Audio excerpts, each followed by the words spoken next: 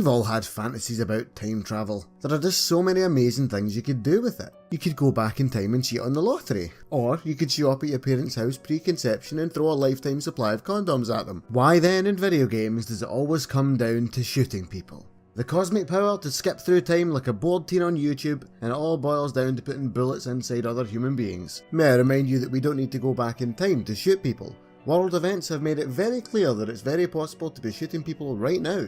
I play video games to hold off the inevitable killing spree. And don't we all? Singularity is one of those games that tries to do more with time manipulation than the average time shifting burst of polygons. Where most games just put in a slow-mo button and call it a day, Singularity weaves time travel into every aspect of its story and gameplay. It's a precursor to Quantum Break in some ways. You'll soon see where Remedy took the idea of rewinding time on damaged items to make them not damaged anymore from, and that time bubble thing that lets you queue up bullets got lifted almost entirely from Singularity, albeit in a much cooler form. Only in this game you can also age your enemies, changing them from sprightly young Soviets to ancient skeletal communists in next to no time whatsoever. But Singularity is an FPS game and you can't do things in half measures, so the S in that acronym does not get shunned to any degree. Time god or not, Singularity is mostly about shooting guns at your fellow man before they can shoot a guns at you. All the standard weapon types are represented for the sake of inclusivity, obviously, so you've got your choice of pistol, shotgun, assault rifle, sniper rifle and requisite explodey gun with some variances. The gunplay is pretty standard and is not going to blow you away. Singularity is the very definition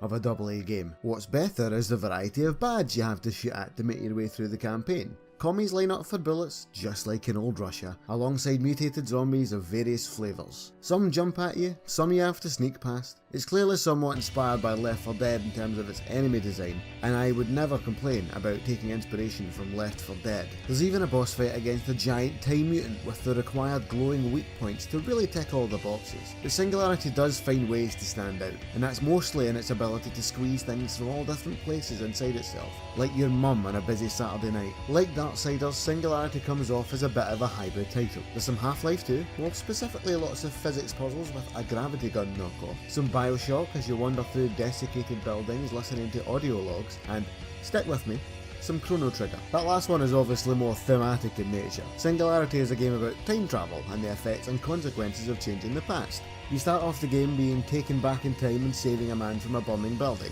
Next thing you know, you're back in the present day, and all those statues of Joseph Stalin that once covered the landscape are now statues of that dude you just saved. The plot gets thicker from there, and thick is the operative term. Maybe I missed the mark, but I'm still trying to figure out how I could shoot the big baddie out of a window and then have the game continue on like his reign is in its heyday.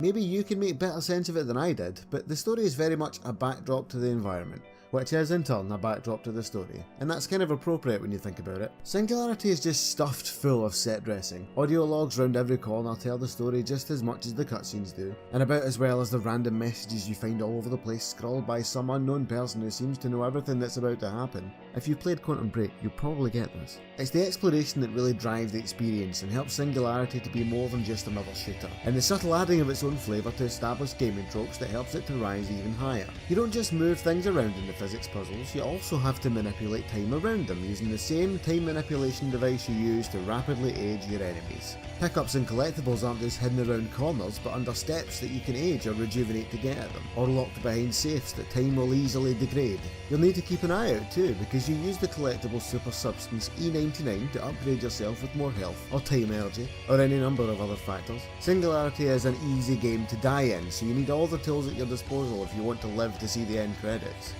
What's more, it all wraps up in a very satisfactory, if potentially confusing way, which is better than most time-bending stories manage.